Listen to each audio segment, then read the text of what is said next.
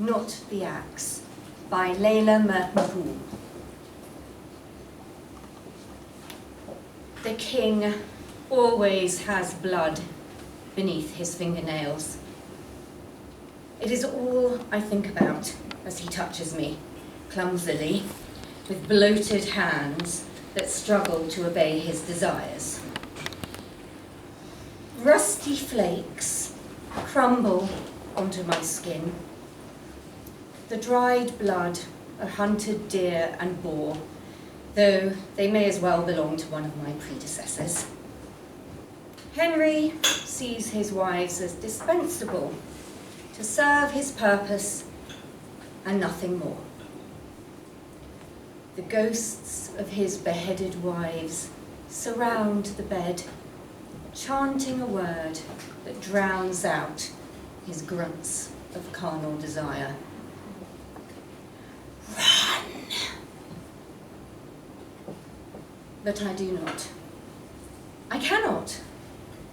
I smile, as I have done for the past 3 years of our marriage, patiently waiting for my time. I take pleasure where I can, provoking his conservative Catholic tendencies with my Protestant beliefs. Tonight we had a vicious debate on the subject, but now, I fear, he's making me suffer for it.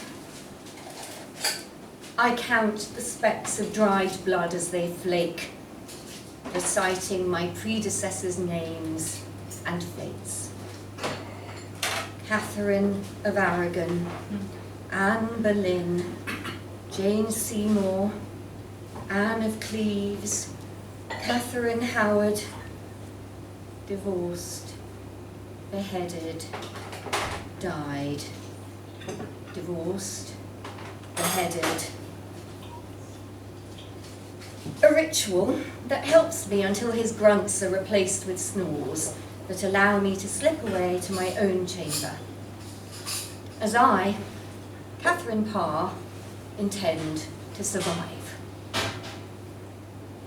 I walk down the corridor head dipped, passing servants who bow and curtsy. The ghosts follow, they often do, namely Anne Boleyn and Catherine Howard, whose heads were lost to a sword and axe for no good reason. Even in death, Anne is undeniably fashionable. Her low, square neckline set trends, inspiring the black dress I wear now, which sets off my auburn hair. Catherine's large emerald necklace glints, too big for her teenage body, but not big enough to mask the bloody scar on her neck. We reach Robert, the flag bearer, who stands outside the chamber of Henry's Privy Council. He stands silent and holds the staff at an angle, bearing the royal standard. It's the only time I raise my head to meet his gaze. There are few living souls I trust, and he is one. He blinks twice, and the corners of my mouth curl slightly upwards before I drop my gaze again. The ghosts and I move past with the swish of our hooped skirts. In the privacy of my chamber, I dismiss my lady-in-waiting, dear Lady Denny, who presses an envelope into my hand as she leaves. I have no doubt it'll be from my love, Thomas Seymour, the one I desired when the king requested my hand. I tear open the envelope to find 2 words that were not written by any lover of mine. Protestant whore! The letters swirl on the page until they become undecipherable. I look at Anne. A threat or a warning? I ask silently with the raise of an eyebrow. Both, perhaps, she cocks her head. But from whom? Now I look to Catherine, wise beyond her years. Take your pick, she shrugs. Together we laugh. It's true, My Protestant sympathies are well known. Had I overstepped the mark? Catherine glides towards the miniature portrait of Henry on my dresser. Henry? I raise both eyebrows this time. She shrugs again. It is possible he could have written this note for my reaction. He likes games, pushing me to the edge, then bringing me back. But two can play at that. The next morning, I walk the gardens of Hampton Court Palace, where I often take refuge. The air is balmy for January, and sunshine pours over the well-tended greenery. Encouraged by the mild weather, snowdrops and winter aconites bloom, beautiful flowers of milk white and sunshine yellow. Few know about the deadliness of the winter aconite, a potent heart poison. Maybe these dainty flowers could be my way out. I'd rather die by the flower than the axe, by my hand and no one else's. There are no ghosts today. Instead, I'm accompanied by Lady Denny, who walks behind me. When we are no longer in sight of the palace, I turn to speak to her. From whom was the letter you gave me last night? I am unsure, Your Highness. I found it slipped under your door. She glances over her shoulder. You must be careful. There are rumours the king is displeased. I cannot help but smirk. The king is often displeased. We hear the familiar rumble of hooves and turn to see Henry atop a horse, leading a hunting party. The stallion bows under his enormous weight. Henry cannot walk well anymore. Leg ulcers pain him greatly, and he must be carried everywhere. His only joy is eating, which he does in abundance, growing bigger each day than seemingly possible. Like his horses, I know too well what it feels like to be suffocated by his bulk. Henry must see us, but he does not show it, and briskly moves off. Instead, another member of his party gallops towards us. The Lord Councillor requests your presence before the Privy Council, Your Highness, he says to me breathlessly, bowing his head before galloping off. This is indeed unusual, especially without Henry. Yet, I can handle his advisers on my own, even the Lord Councillor, an insufferable, egotistical maggot of a man who feeds Henry's hot-headedness no end. I bend down to pick one of the yellow flowers and spin it between gloved fingers, hoping Anne's and Catherine's ghosts return to give me strength. It is long into the afternoon before I decide to grace the Privy Council with my presence. Outside, Robert stands as usual with the royal standard, but it is turned upside down. He is trying to get my attention. After checking behind me, I stride towards him. The warrant is out for your arrest, he whispers. I don't believe it, I hiss in response, yet feel the blood drain from my face. I swear to you, my grace, I overheard it from the king's mouth this morn. I look into his kind face.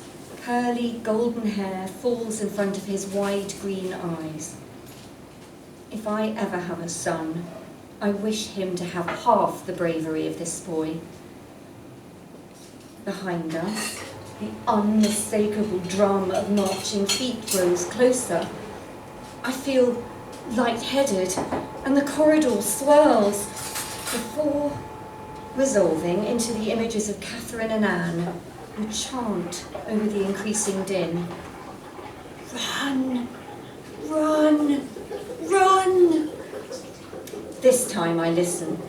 I bring a hand to Robert's shoulder and touch it, a brief show of gratitude. Turning back, I catch sight of the wretched Lord Councillor at the end of the corridor. I run in the opposite direction, unsure where to go. Katherine and Anne glide beside me, and I frantically look between them. Help! Go where they least expect, Anne sweeps ahead. Follow us, Katherine smiles weakly. I tear down the corridors as fast as my damned dress will allow. A short while later, we stop outside Henry's chamber. Surely not, I shake my head. But they are right. He has played his hand, and now I must play mine. Katherine and Anne glide through the closed door. I take a moment to catch my breath. He mustn't know that I know. Smiling, I push open the door. Your Majesty, how are you feeling? I ask. He rearranges himself with difficulty in his bed. His beady eyes, set deep in his swollen face, make it hard to believe he was once attractive. Your heresy, Katherine. Your Protestant beliefs. Normally, we would engage in debates at length on the matter, but I recognise the trap. Forget them, Your Majesty. I only argue to distract you from your pain when I tend to your wounds. You see yourself as a teacher, but do not allow yourself to be taught, he replies. Forgive me, I took too much freedom. I am hindered by the weakness of my sex. Therefore, in all matters, I refer myself to Your Majesty's better judgment. I bow my head, and the silence that follows is deafening.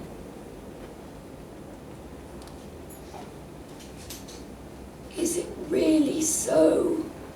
He says at last. Of course. I move to kneel by his bed and place my head on his clammy hand. Then we are perfect friends again. I look up at his smiling face. Katherine and Anne hover behind him, their expressions echoing my disquiet. He breaks eye contact to wince, groaning with pain. Your ulcers are bothering you. I will change your dressings this evening. Dr. Wendy says he has a new treatment. I shall fetch it from him now. I move towards the door, but as I touch the handle, he speaks again. You are clever, Katherine, but don't get too clever. Another warning. You knew, didn't you? He continues. A freeze. He refers to the warrant for my arrest, I assume. You knew I knew. I realise this as I say the words. He gave me the clues, both the note as well as Robert's warning. The king would never publicly discuss something so secret. Yes, and now I know whom I cannot trust. As I walk out, the hairs on my neck stand on end. I follow the ghosts back to my chamber and ponder whether it would be so abhorrent to live as a dutiful wife, to quell the reformist beliefs that burn inside me. Perhaps I should devote myself solely to Henry. He may not have long left, after all. Katherine and Anne come to an abrupt halt. What? I move forward, but they look down. Blood. Drops of scarlet lead to my bedchamber. My heart hammers as I follow the trail to my door, which is ajar. I push it open with the bloody tip of my shoe to reveal a scene of horror. Robert's severed head is placed atop my bed, his golden hair soaked crimson. I fall to my knees, tears blurring my vision. cannot live as a dutiful wife. A new fire rages inside me. Hours later, I return with Anne and Catherine to Henry's room, dressings and a new ointment in hand. Anne and Catherine give me a nod as I knock and push open his door. "Did you visit Dr. Wendy?" Henry does not look at me as I walk in, lying back in his bed. "Yes, Your Majesty, I have the new ointment here." I move to take off his dressings. Henry's many leg ulcerations are purulent and seeping. It is difficult to repress gagging at the stench. In a large jar, the ointment is thick and tinged yellow. With a spatula, I coat the sores generously as it turns pink, mixing with pus and blood. Henry sweats profusely. "You have a fever, Your Majesty. Let me mop your brow." "I trust you had a pleasant afternoon," Henry says, as I sponge at his puffy face with damp cloths. Still, he goads me. "Yes, thank you, Your Majesty. After visiting Dr. Wendy, I took another walk in the gardens. The winter aconites are blooming beautifully." Henry shivers uncontrollably, flabs of skin rippling. I do not tell him that I returned to my room and ground down the flowers, roots and all, mixing them into the jar of ointment. Henry's eyes roll back. "It's acting quickly," Anne smiles as she glides over, followed by Catherine. "Still, slower and more painful than the axe." Catherine takes Anne's hand. When I glance up, Robert is with them, a matching heinous scar around his neck. Even in death, his golden hair glistens. Henry spasms, and I count each one aloud. Catherine of Aragon, Anne Boleyn, Jane Seymour, Anne of Cleves, Catherine Howard, and I, Katherine Parr. Anne, Catherine, and Robert surround the bed. "Thank you. I'll miss you all." I touch my hand to my chest. They nod their heads as they disappear, one by one, finally free. As Henry's breath shallows, I recite our fates once more, adding mine to the list. Divorced, beheaded, died, divorced, beheaded, survived.